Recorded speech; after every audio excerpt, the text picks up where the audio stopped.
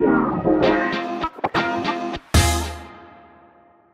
Print Hustlers, welcome back to the Printavo Print Hustlers podcast. Really excited to be back on the episode because we've got an awesome guest, Mr. Walker Williams, founder of Teespring, but now working on a new business called FourthWall. Teespring went through this crazy growth. You just got to clip this. Just like listen to this for 1 second. We went from single digit millions the first year, very low, like single digit millions, to very low, 8 figures the second year, to like low to mid 9 figures the third year. Like it was insane. Wait, in 3 years? 3 years. Absolutely insane. But real quick, first of all, Print Hustlers Conf is coming back 2022 this year. Really excited to announce it. November 5th, all the way 6th and then 7th. It's a Saturday through a Monday in Fort Worth, Texas. Go to printhustlers.com. Check it out. We've got the first day is intros, some Printavo training, some Inksoft training. That's going to be great. Then the second day, a ton of really great talks. The last day, a tour, and just a lot of hanging out time and dinners and get-togethers and all that good stuff. Very excited for it. So definitely be able to join in. Wait, but real quick here, we've got a couple sponsors I want to talk about. First off, Graphic Source. If you need a solution to help improve your efficiency and reduce costs in your art department, Graphic Source is a leading outsourced option to be able to help. I keep talking about Graphic Source to so many shops because they have so much success with them. Just being able to handle production, art separations, order entry, approvals, digitizing, all that good stuff. That is GraphX Source, and they'll plug right into your Printavo workflow too. Easy Way. You shouldn't be spending all day cleaning dirty screens, and you know it. Easy Way's line of environmentally conscious chemicals will get the job done faster, more efficiently, and cost you a fraction of the cost per screen. And O'Farrick is a big Easy Way user and Graphic Source as well. Multicraft. If you've never heard of Multicraft_Daddy, they're doing some really amazing things. Multicraft is an awesome distributor that you can get ink, supplies, or a daddy, and you can check them out. Multicraft screen printing and digital supplies for over 50 years have been providing you with top brands at competitive pricing. Now, make sure, though, you mentioned a Printavo podcast because you can get an extra 10% off your first order. Also, don't forget to mention Printavo Pod off Graphic Source for half off your first vector separation or embroidery order for digitizing. All right. And then last but not least, Mr. Supa Color.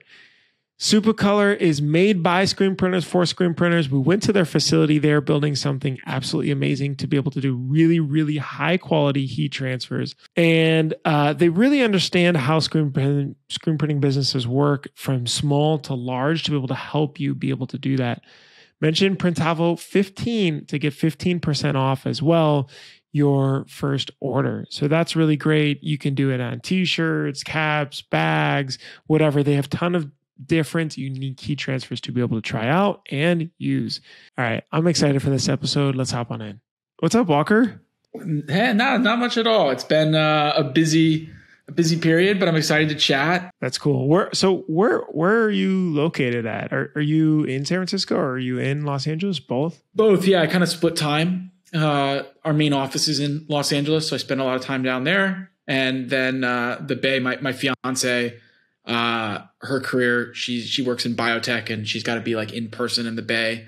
And so can't fully move to LA, but just bounce back and forth. Was in LA last week, San Francisco this week. We all know about this bouncing. Steven's got the same, and production in 3 hours away, wife in Chicago. From our office. Yep. My wife in California. I'm back in Chicago and back and forth. Now more out here, but sometimes it can be a lot, and sometimes I'm excited to get the change. Yeah, 100%.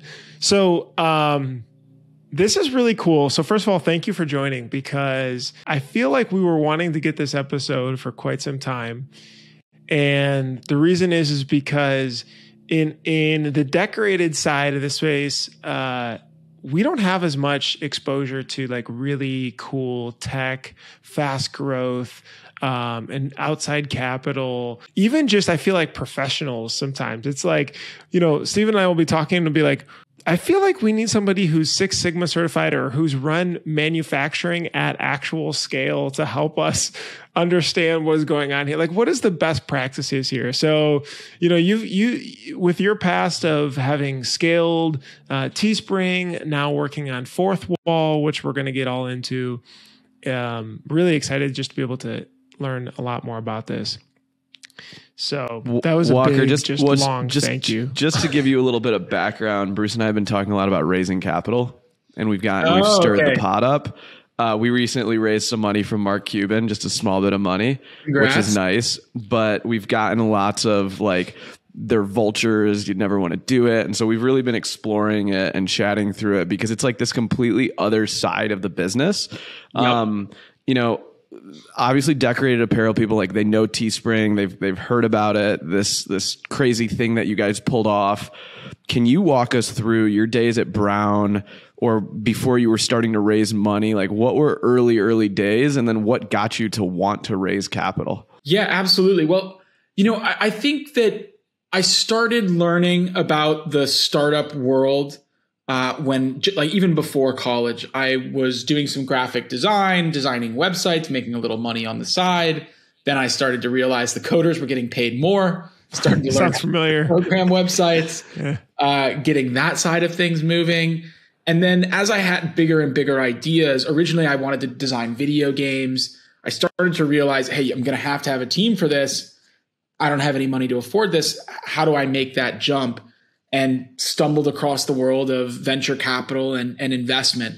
But all the way up, and even when I started Teespring, I really had no idea how it worked. I'd read a couple books and seen some things. But, for me, the way that we raised our first money, and it wasn't some big, famous investor, certainly wasn't Mark Cuban. It was a couple local folks in Rhode Island that I had met from other projects that I had been doing. So I was just at the startup meetups, at the tech, little gatherings in Rhode Island, which is a pretty small place. So not too hard to learn the network. And we had met a investor and previous entrepreneur named Bill Caesar. And he had expressed interest in one of my previous side projects. And then when I stumbled across the concept that became Teespring, right away, I knew it was going to be big because it sold itself more so than any other project that I'd ever done before. The company that I was working on prior to Teespring was a student job search engine. And I was selling so hard these companies, trying to convince them to spend, $60, $70 on a student job listing, and then fighting so hard to get students to want to, apply for these jobs and do a good job for these employers. And it was a battle. And I think we had reached $5,000 or $10,000 in sales, but it was, every single inch was hard work. And then for Teespring, it was completely different. It was a one-day side project. The local dive bar at my college got shut down, got raided by police for allowing everybody in that was, 18 years old, which was why it was the favorite dive bar on campus. And also sounds familiar. Yeah. And Facebook was blowing up, and I was an entrepreneur. I was also broke, and I wanted to make a little money. So I designed a t-shirt, threw together a quick website, and said, if I can get, can't remember what the number was, but 500 people to pre-order this product, I'll get a local printer to print them. You can pick them up. And I added, a $5 or $10 margin to it, but I made more money in that one day from that, bar, remember the bar t-shirt, than I had made in 6 months of working my ass off on the student job engine. And not only did I make more money, but I got all of these emails from other people that wanted to do the same thing. Hey, I've got an idea for the Taekwondo club. Some fraternities reached out. There was a charity walk that reached out and said, hey, can you set me up a website like that? And in all of my previous experience, I'd never run into anything like that, where an idea sold itself and people were making these sort of leaps of logic of if he did that for this Save the Bar t-shirt, I could do that for this other idea I had. So I was at one of these tech meetups. This investor, Bill Caesar, came up and, sort of said, hey, how's that student job engine going? I said, well, no longer working on that. I've got this other thing going. And he said, screw it. I'd love to throw in some money. And he actually became a part of the company for 5 years, a big part of founding it. But I stumbled into it Now, since then, unfortunately, in some respects, I've had to get very acquainted with the world of raising money. Teespring raised something like $60 million. FourthWall, my new company that I started in mid 2019, has raised $20 million. So I do know that world really well, and very happy to talk about the pros and cons of it. There are pros and there are definitely cons. So I'm in the middle of it right now, and I'm learning. You want to touch on a couple, because we did talk about this in this previous episode. So maybe just riff on some of those pros and cons that you've seen, especially going through it twice so far. Yeah, well, I think there's different worlds of investment, right? I think there's the venture capital world, which has very unique dynamics. I think the biggest of which is that the theory of venture capital is to take like home run swings only. They're not looking for a single or a double.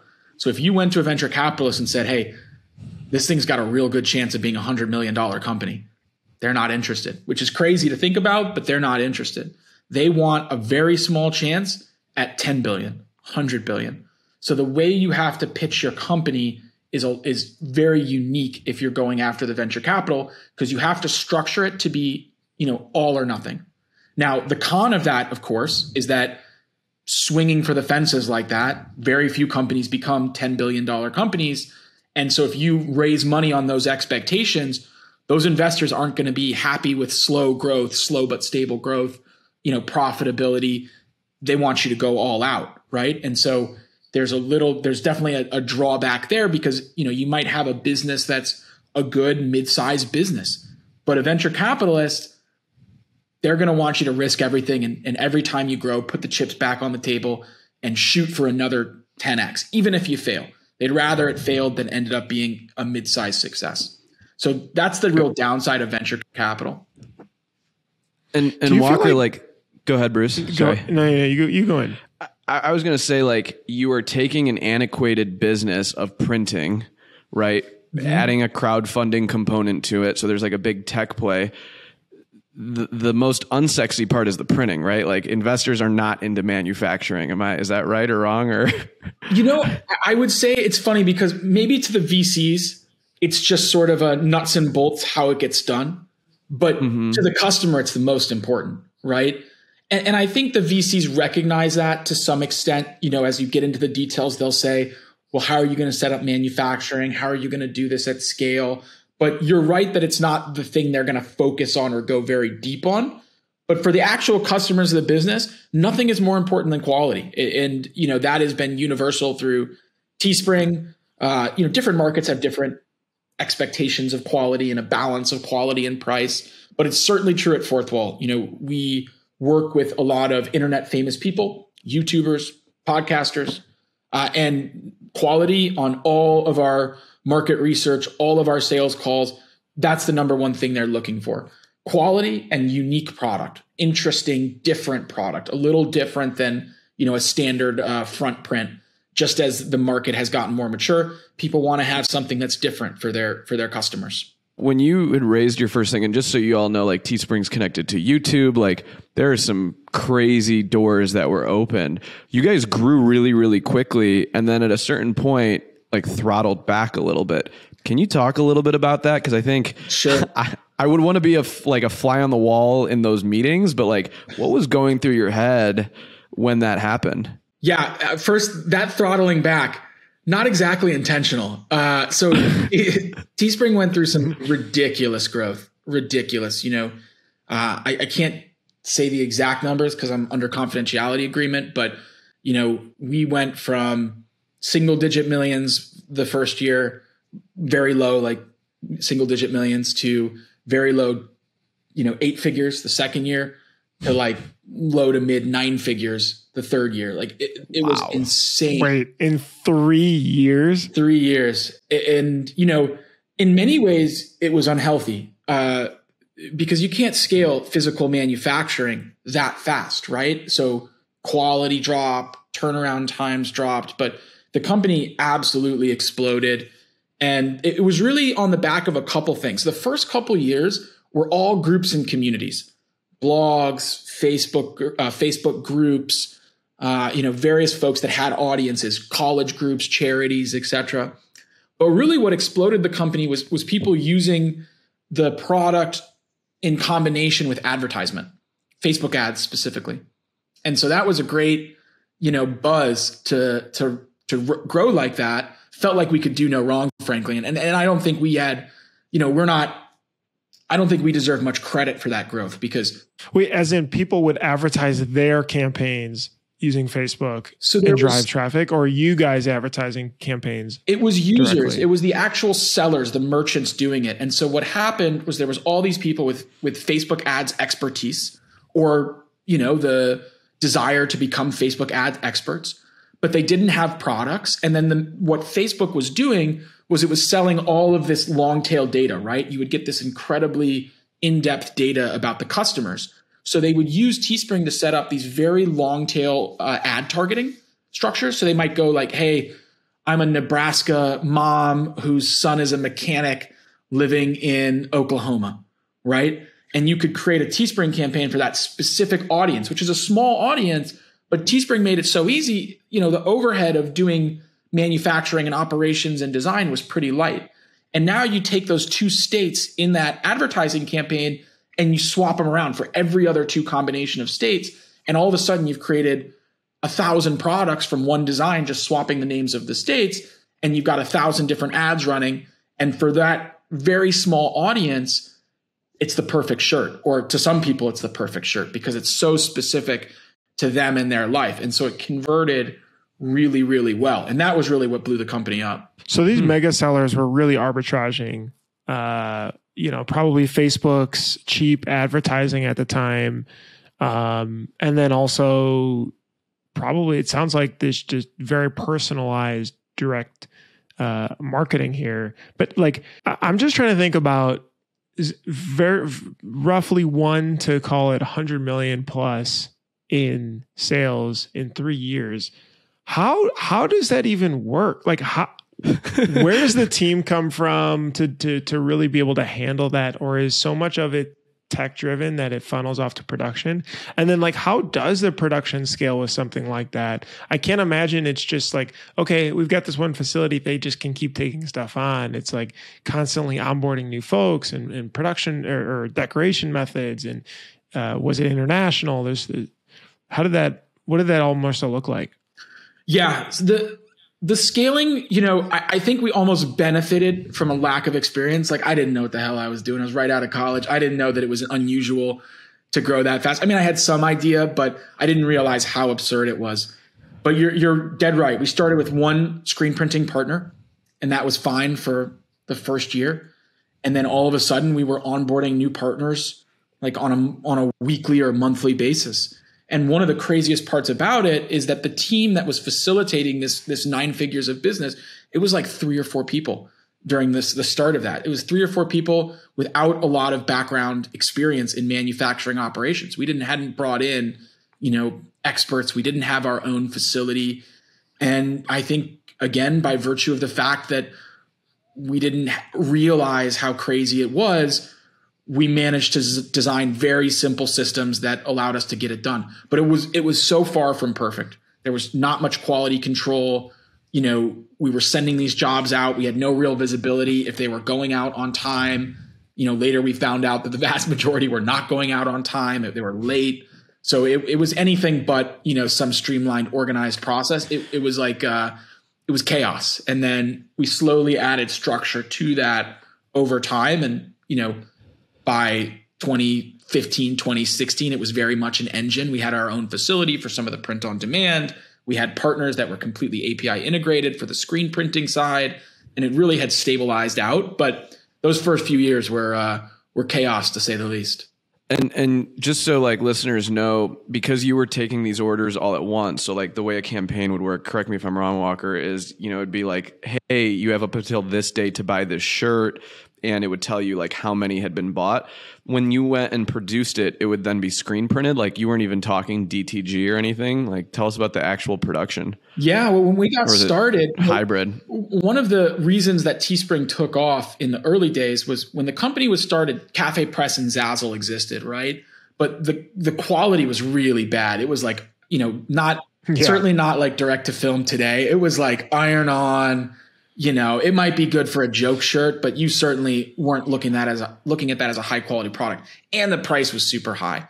So the real insight of what Teespring did was it let people access screen printing, so high quality product at usually pretty reasonable prices without paying up front. And the way that we did that is we would do these effectively pre-order periods. We'd collect all the orders. We'd know exactly what sizes we needed, where the product would need to be shipped. And then we would deliver these batch orders to the printers. They would print in a normal fashion, just like a normal order. And then the one, special thing they had to do was individually fulfill the products, which today is not crazy, but back then was pretty unheard of for individual fulfillment to customers.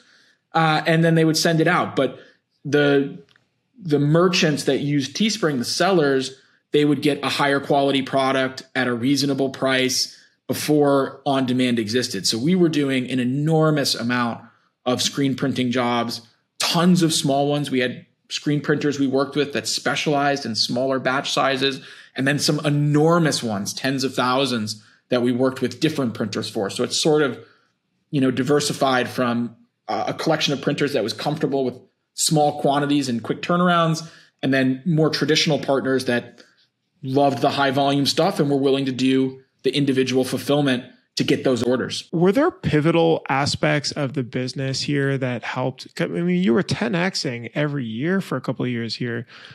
Were there certain things that really accelerated the business forward, or it was just riding a bull for that time period? I think it was largely riding the bull. I think the first year, putting the concept together, giving people access to this idea of, I don't have to do customer support. I don't have to build the website.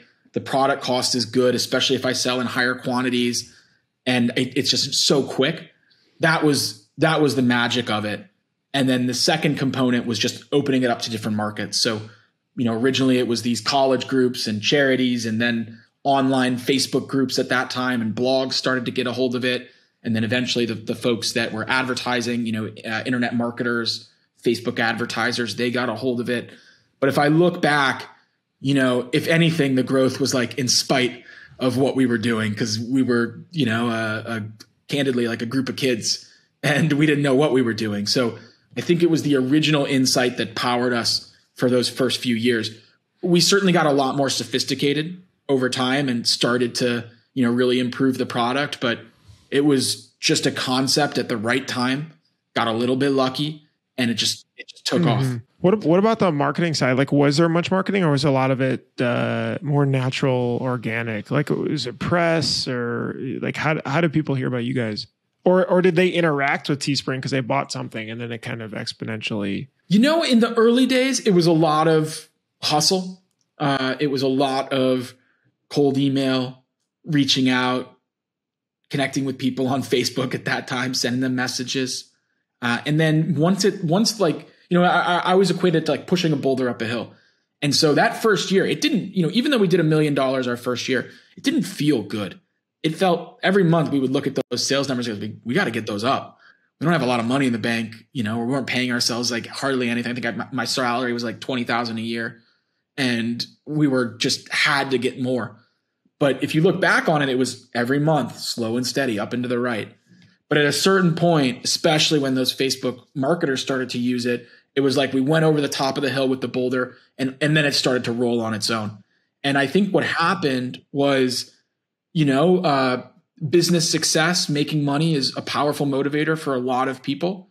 And if you go to Amazon as well, if you go to YouTube, Amazon, and you search Teespring, you're going to find hundreds and hundreds of ebooks, YouTube videos, how to make money with Teespring. And so once these crazy success stories started coming out of people making millions and millions of dollars, it marketed itself. So there was never really a huge amount of marketing, probably less than we should have done. There was a lot of direct sales. And then at a certain point, the ball started to roll because people started to hear about it. Some of these insane success stories started to come out. And then other people were naturally attracted to that. I think the platform that you created, and I remember Steven actually shared it with me like years and years ago, is like, dude, this is amazing for fundraising. As we were building like a fundraising product and things, this is what you guys got to look at to build for shops to be able to use. 10X a year is not obviously sustainable forever. So what was the before, I guess, you left, what did that like what happened, I guess, is yeah. I'm trying to put it so it doesn't like sound negative, because it's like not negative. Like, this is freaking unbelievable. But then what happened at the end? And then there's not an end per se, right? Because Teespring has been able to pivot and do some really awesome stuff now. But if it wasn't even at the end. It was like 4 years in. The first 3 years where it felt like, man, this is easy. Can't believe people think this is hard. This is you just put it up there and people flood the website, and you're just trying to survive the growth. But what happened is, the same thing that propelled us to that last 10x, those Facebook ads, we were playing in somebody else's backyard, Facebook, and Facebook made significant changes as sort of public sentiment turned against Facebook, and how much information you were able to target via advertisements. All of a sudden, our domain started to not perform as well. We were an enormous amount of Facebook's revenue in 2014, like 3 or 4% of the total money that Facebook made. That's how many t-shirts were exploding onto Facebook, because people were making so much money. And while they converted really well, and that was the thing, the ad cost was very low because the shirts were so targeted, they were also controversial. They got a lot of reports because, we were effectively taking this very deep ad targeting. We weren't doing it. Our merchants were doing it, but they were taking that ad targeting and putting it right on a shirt. So as somebody browsing Facebook, you would see, oh, this person knows that I live in this state and that my son is in this profession living in this state. So some people, awesome, I want to buy that. Some people, hey, that's a little creepy, and they would report it. And so at a certain point, Facebook decided enough is enough, and sort of put the clamps on that side of growth. And then all of a sudden, kind of almost overnight, growth stopped. And then it sort of was like, okay, what do we do? Are we going to be able to get growth going again? Do we have to, switch what we're doing? But the problem is, when you're at those numbers, it's hard to grow. Even if you start a new business channel, moving from 9 figures, significant growth from there that's a big mountain to climb. So for a couple years there, it was a process of figuring out, well, what's next? Is it going to be Facebook again? Is it going to be other channels? We had other, there were certainly other parts of the business, like the creator space, that were growing nicely underneath that. But it was definitely, the opposite of that early, we can do no wrong phase. It was much more of a period of, oh, holy shit, yeah, this is going to be really, really hard, and we've got to figure something out. And when growth stops, if you think about, I talked about the cons of VC. One of the cons of VC is that when growth stops, that money that was just unlimited and there, when they realize that the chance of this being a home run is smaller because the growth is starting to plateau, all of a sudden that money is a whole lot harder to get. And that's a drug that's kind of hard to wean off of, unlimited money, spend it on what you want. It's very cheap as well, the valuations that you're getting. And so the company went through like a hard couple of years of figuring it out in terms of what was going to come next. Again, I can't go into too much specifics, but the good news is that after that really brutal couple of years, which included, we had to cut the size of the team significantly, tons of different adjustments, had to move to a smaller office. Like, it was a real sort of realization of a welcome to reality moment, right? But at the end of it, the company was profitable. Again, I'm not that involved today, but seems like things are going really well. They had some really strong growth years. I'm not exactly sure about the details, but it certainly found other channels to grow, but it was a brutal couple of years for sure. So Walker, like, you're not there anymore. And when we talk a lot about VC, we talk about the word exit. Did you think of exit in mind when you started this? How did you think of like, how long do I want to do this for? Like, we see in our printing industry, a lot of people are like lifers, they've been printing their whole life, whatever, but you kind of came at it from a different approach. How did you think about your exit, or how did that all go down? If you might be able to talk about it. When I first started the company, I thought, hey, because up to that point, I had been coming up with new ideas every couple months practically, right? So I thought this was just another idea. I was going to run with it until I could run no more and then move on to the next thing. And then, building it, I'm a masochist, I guess, an addict. And I just loved the process of building it. I don't know if you even call it loved. I was maybe addicted to the process, the highs and lows. And I'm definitely a believer that, if you're chasing money, it's going to be a lot harder to like make money. It's better to chase something you really love and can do on a long-term basis where, you enjoy it. It's not just about the money. That's the only way to get through like the low times. So I would say that I didn't, maybe the first 6 months, year, I was thinking about exit. And then I rarely thought about it after that point. It was kind of I hope there's some form of outcome here that, allows me to not have to think about money and, not have that on my back. But it was never about, hey, how are we going to sell this thing?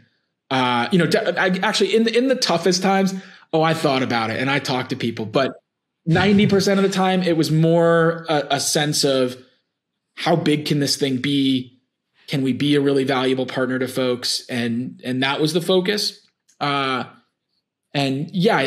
try not to think or focus too much on the exit side, just because I think it's really hard.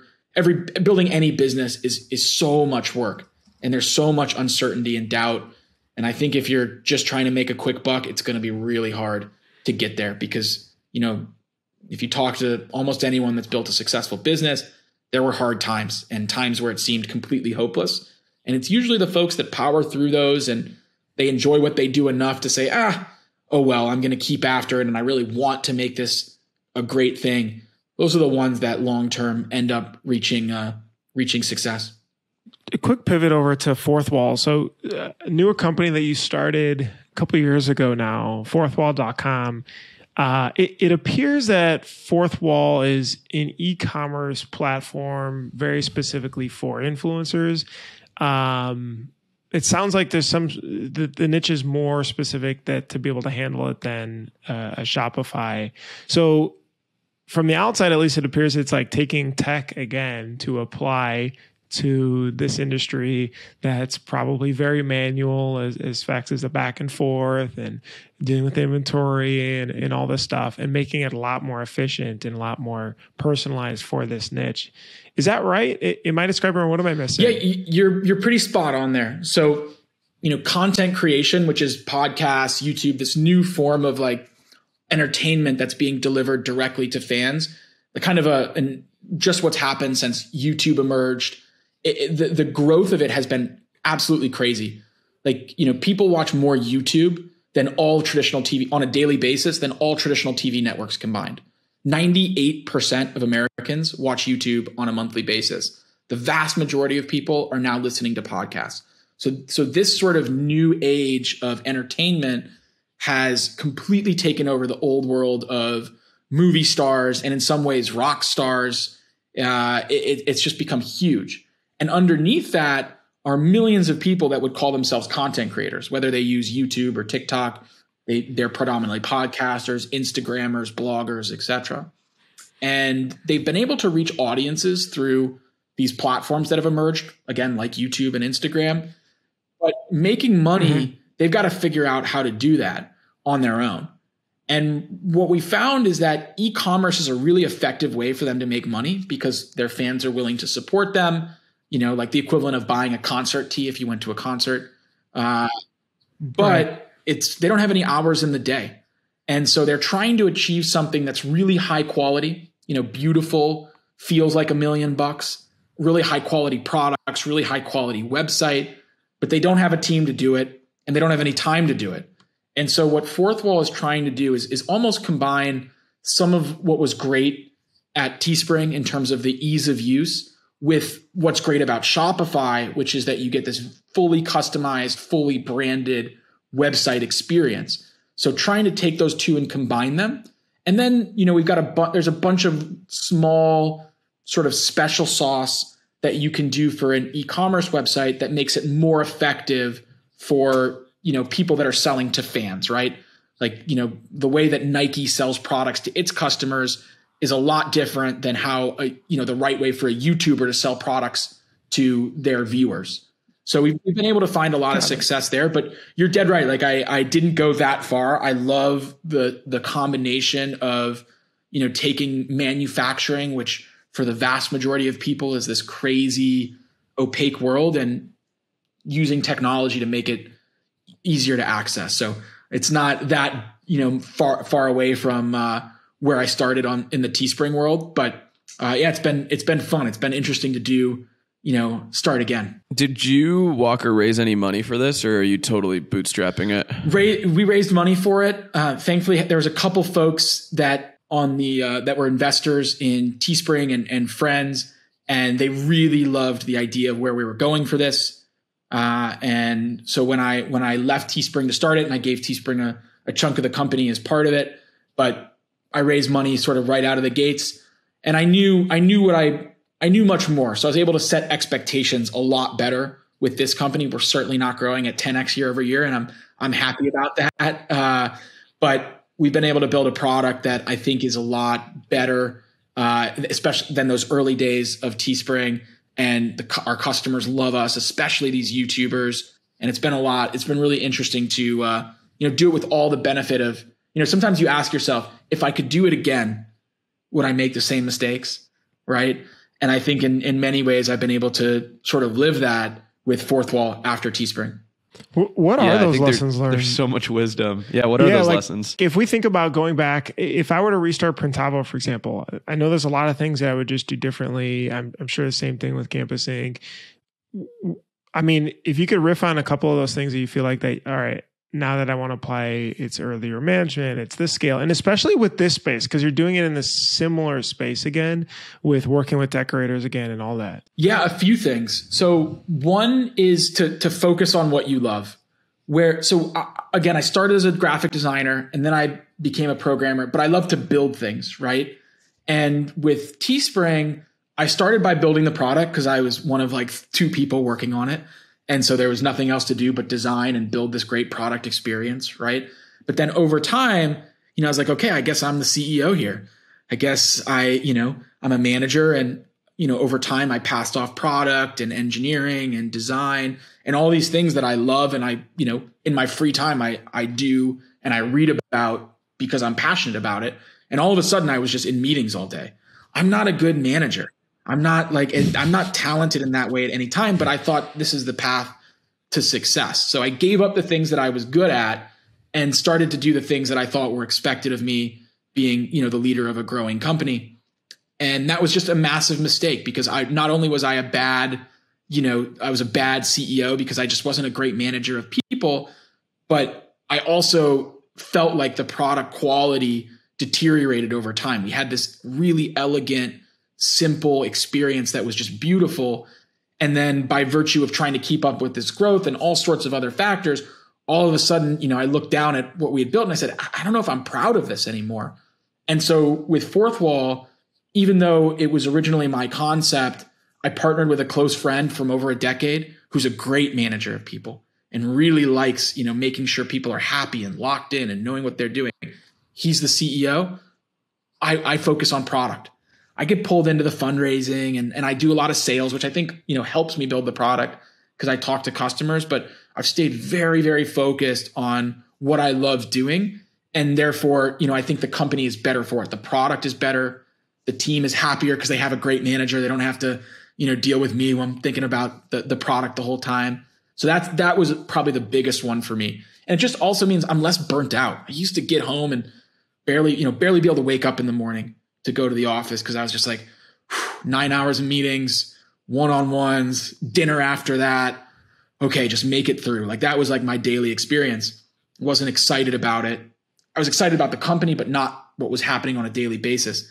Now I wake up and sure, I got meetings and there's things I don't want to do, but a huge chunk of my day is, okay, I've got to figure out this UX or, people are looking for this product. How are we going to deliver that product? So that's the biggest for me. Is just, again, it's like find something you love and become the best in the world at it and build off that. You don't have to follow traditional, what you might perceive as the traditional path to success. So that's the biggest one. I don't know if you want me to ramble. I could ramble on for hours.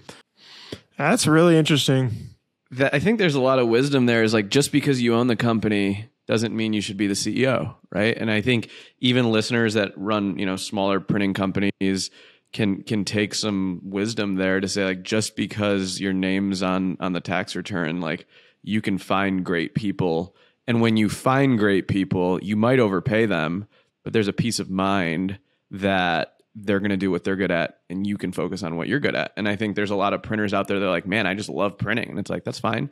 You still need someone to run the business. I don't know, Bruce, what about for you? You guys, like, you've been going through this. It's so funny the way you talk about this, Walker. I started in web design. I was doing UI design for small businesses. Then I got into the back end coding, learned Rails, and that's how I built Printavo and everything. And then as the company grew, before like the acquisition stuff last year, we were maybe at like 27, 28 people, and definitely a heavy amount like you describe. I mean, it's like, I'm kind of like watching this at a totally different scale, but like, all the meetings and everything like that. And I feel like I love solving problems, but for sure, I felt we didn't scale well enough with management and being able to handle all that. And then that causes me to be stressed out and, or, head to the burnout door. Right. And so it's interesting being able to say, I want to start this company, but not necessarily lead it.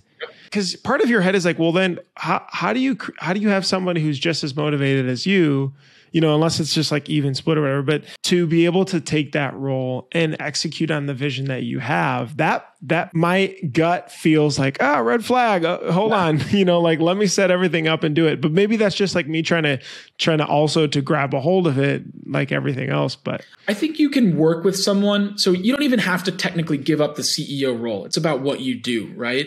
And there are a lot of people out there that are great people managers and organizers, operations, like executors, right? They're people that are going to make sure every train arrives on time. That's their specialty.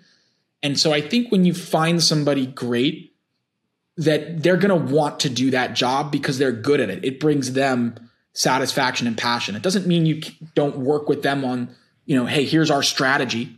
Like, you're sitting there, you're defining the strategy with them. But then once you agree on it, they're the person that's going to each day make sure the ship is sailing smoothly. And so that's the difference, right? For me, I'm not the person that's going to meet with all the different teams or the teams that need to be met with on a daily basis and, talk with them and think about smaller decisions and set up systems, flows, and organization plans. I would love to talk about where the company's going and the strategy. And we do work on that together, me and my co-founder, Will. But he's just, it's just such a different art. And so I think if you can do the thing that like, you finish doing it and you have more energy because you're so proud of what you did and feels like you could work all day, you just have so much of a better odds of success. And then if you can find a partner or a hire that fills out the side of things, that loves the side of things that you don't love, then that's like the secret combination. Because now, there's still going to be hard times, but you're both sort of dividing and conquering on things that you're passionate about and want to be great at. It's just much easier to get through those tough times when you've got that combination of, personalities where you each, understand that you've got different areas of focus and you're great at them, but you don't mind the other person owning their part of the business. It makes sense. How do you guys deal with the decorator side? Like, how does that work? Do they log in and pull orders down, or do they stock stuff? Do you stock stuff? These days we go through a lot of, and that's another big, realization from Teespring. And Teespring, we got to a certain scale and it was hard to keep up from a recruiting decorator side. And, at that time, there weren't a ton of decorators with APIs or anything like that. So they would use our, we had really basic software, really basic print, what we called our printer portal. And we made the decision, hey, let's open up our own manufacturing facility.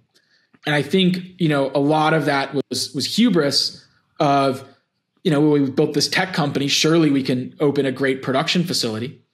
And that was just incorrect. And it took us far more money and far more time to set up the shop and years to get it profitable. And it slowed us down a lot. And so I think, eventually it became a great shop and we brought in experienced shop owners and we were able to make it a great asset for the business. but we would have been better off continuing to partner with great decorators and supporting them and, working with platforms, that made it easier for them to accept and route business. We made a mistake by insourcing. So with FourthWall, we work with a bunch of different decoration partners, both DTG and screen printers, embroidery houses, sublimation houses, some direct to film partners. So we have a variety of products, but it's all through partners. And we try to make it as automated as possible through direct API connections, sometimes order desk. But, we're very clear, hey, we're the tech side. We're trying to find decorators that have great quality and are interested in like a fully automatic workflow where jobs come in. They don't have to, talk to our team to accept a job or get a job. But we'll never get into that world of, trying to set up our own decoration house or physical operations. Is everything on demand with that, or do the printers stock, or does it just depend on the customer? Depends. We have a mix. Most creators, again, their number one priority is quality, right? And not candidly, I mean, the highest quality in the world is screen printing. Most like YouTubers, Instagrammers, podcasters, they'd like to go for a screen printed product. That was literally my next question was actually your thoughts on like digital versus screen, but like how you do handle that. So anyway, I mean, like how does that work, right? Because unless you're picking somebody with a ton of subscribers, followers or something, right? You just don't know. And even then you don't know how much maybe they push it. And we've talked about this fair with like Campus Ink. It's just like, there's a bit of an unknown with merch, and that's where DTF has come in to be interesting. We're down the DTF. Yeah, I'll tell you, I more and more, I think DTF is on our radar, and we've got some partners that do it, and we're watching it really closely because what people want is certainly that screen printing quality without the risk of minimums, right? That's the promised land. And, DTG never quite got there. It certainly has improved since the early days, but if someone says, hey, what's the highest quality print? I'm never going to say, oh yeah, go, DTG on demand. I'm going to say go screen printing if you can get there. And I think DTF might change that equation. And I think a lot of our customers would switch over. Even customers that are screen printing today, I think would be tempted to switch over, even if the cost was a little higher, just of the reliability of, you can start producing and shipping it out right away. There's not the minimums. It doesn't have to be batched. You don't have to have people wait. But today we do a lot of screen printing. And we try to sort of warn our customers through the product and through, our partner managers who talk directly to those creators and say, hey, there's this minimum of whatever it might be, 50, 300, depends on the product, what they're doing, et cetera. Are you sure you want to do this?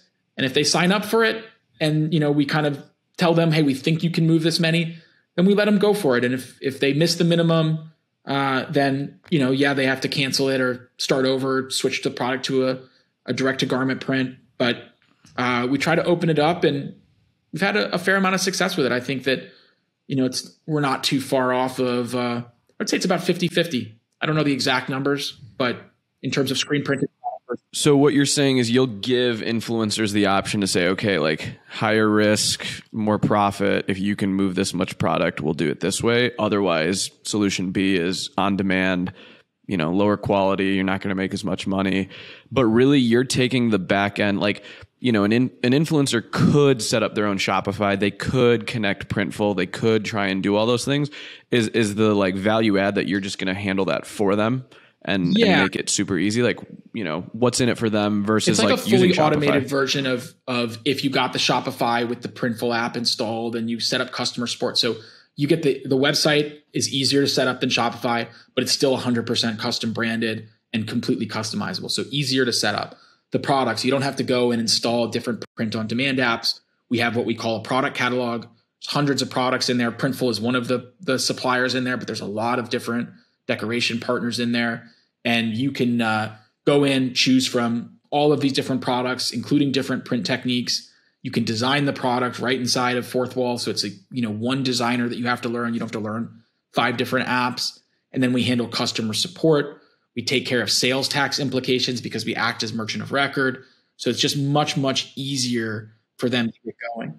Yeah. Some creators who have agencies. Yeah. A lot of them are using Shopify. Shopify is certainly the big player in our space, but very few creators use Shopify directly because, Shopify, it makes sense for people in the e-commerce world, but if you have to spend, your 40 hours or probably 50, 60 hours a week for these creators, creating videos, creating content, creating podcasts, whatever they're doing, and then they get into Shopify and they see things like, what's your SKU number? What's your tariff code? They're like, oh man, I don't belong here. Thought this was going to be easy. Maybe I'll save this for next week, right? They don't have enough time to become experts. And that's where FourthWall is really good. It's basically giving them the professional outcome like they get on Shopify, but designed for someone that only has a couple hours a week.